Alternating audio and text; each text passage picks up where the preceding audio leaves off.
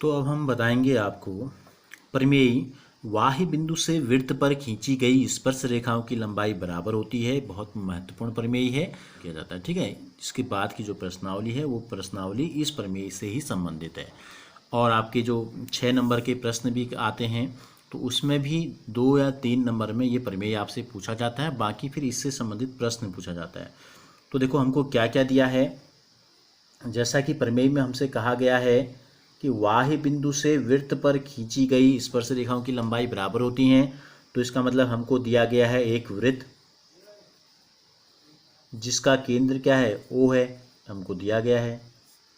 एक वाही बिंदु दिया गया है हमको, ठीक है। वहाँ से स्पर्श रेखा एक ए बी है और एक ए सी है, तो यहाँ लिख देते हैं स्पर्श रेखाएं, 2 स्पर्श रेखाएं हमको दी गई हैं, ए बी व ए सी। अब हम इसको हल करते हैं तो इसके लिए हमें क्या करना पड़ता है। सबसे पहले देखो रचना करनी पड़ती है। वो रचना क्या है, इस ओ से ये पॉइंट स्पर्श बिंदु सी, इस ओ से स्पर्श बिंदु ए और इस ओ से स्पर्श ये वाही बिंदु ए को हम मिला देते हैं। इन तीनों को हमको मिला देते हैं इस प्रकार से। देखो ये हमने मिलाया वाही बिंदु ए को, ठीक है, ये हमने मिलाया स्पर्श बिंदु बी को और ये हमने मिलाया स्पर्श बिंदु सी को। तो इसको रचना में भी आप लिख सकते हैं। यहाँ पर उत्पत्ति के आगे हम यहाँ पहले रचना लिख देते हैं। रचना में हमने क्या किया, ओ से ए कॉमा बी व सी को मिलाया, इन तीनों को हमने मिला दिया। तो क्या बन गए, देखो 2 त्रिभुज बन गए अब, ठीक है। अब हमें सिद्ध क्या करना है, उत्पत्ति को हम फिर करते हैं। रचना हमने लिख दी, हमको सिद्ध क्या करना है वो हमने नहीं लिखा है, सिद्ध करना है भी लिख लेते हैं। देखो सिद्ध करना है, पहले आप सिद्ध करना है लिख लीजिए, फिर आप लिखेंगे रचना, ठीक है। हमसे कहा कि स्पर्श रेखाओं की लंबाई बराबर होती है, हमको सिद्ध करना है। तो स्पर्श रेखा कहाँ से कहाँ तक है, एक ए से बी तक और एक ए से सी तक। तो हमको सिद्ध करना है ए बी बराबर ए सी। अब हम बढ़ते हैं हल की तरफ। तो देखो एक इससे पहले जो प्रमेय हमने आपको बताया था वो प्रमेय ये कहता है कि वृत्त की त्रिज्या जो होती है वो स्पर्श रेखा पे लंब होती है। तो ये त्रिज्या है और ये स्पर्श रेखा है, ये है हमारी त्रिज्या और ये है हमारी स्पर्श रेखा। इसी प्रकार नीचे ओ सी भी क्या है, त्रिज्या है, और ए सी क्या है, ये भी स्पर्श रेखा है। तो इससे पहले जो प्रमेय हमने आपको बताया है वो ये कहता है कि त्रिज्या और स्पर्श रेखा जो होती हैं एक ही वृत्त की, ये एक दूसरे पे लंब होती हैं। तो लिखेंगे चूंकि त्रिज्या स्पर्श रेखा पर लंब होती है, स्पर्श रेखा पर क्या होती है, लंब होती है,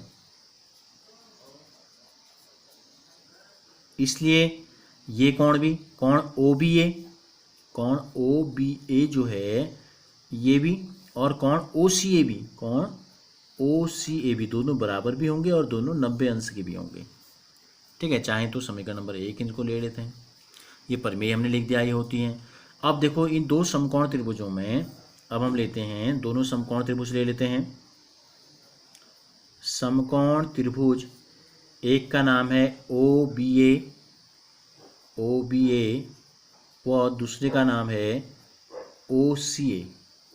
में इन दोनों समकोण त्रिभुजों में क्या समानता है, देखो ओ बी और ओ सी दोनों में बराबर हैं। क्यों बराबर हैं, क्योंकि दोनों एक ही वृत्त की त्रिज्याएं हैं। ओ बी बराबर ओ सी, समीकरण नंबर 1 हमने यहाँ लिया था, इसको समीकरण नंबर 2 ले लेते हैं और यहाँ लिख देंगे एक ही वृत्त की त्रिज्याएं।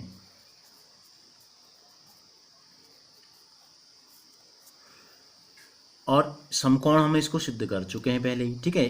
तो समकोण है, एक भुजा यानी कि त्रिज्या बराबर है और ओ ए दोनों में बराबर है। देखो ओ ए पहले वाली त्रिभुज में भी वही है और दूसरे वाली में भी वही है। तो ये है आपकी उभयनिष्ठ भुजा,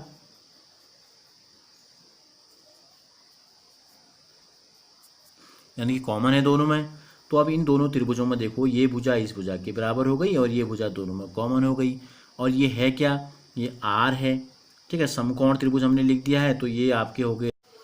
तो क्या हो गया, ये देखो ये आर हो गया, ये एक साइड हो गई और ये जो है समकोण के सामने की भुजा होती कर्ण। तो हमने लिख दिया इसको आर एच एस हाइपोटेनियस, और कक्षा 9 में आपने सीखे थे त्रिभुज कब सर्वांग सम होते हैं, तो कौन सा प्रतिबंध लग गया, RHS प्रतिबंध से ये दोनों त्रिभुज जो है सर्वांग सम हो गए। अब सर्वांग सम का मतलब क्या होता है, सभी अंग समान है, तो इन दोनों त्रिभुजों की ये भुजा इसके बराबर है, ये भुजा दोनों में कॉमन है, तो बची कौन सी भुजा, एक भुजा AB और एक भुजा AC। तो यहाँ लिख देंगे इसलिए AB बराबर AC, ठीक है, और समीकरण नंबर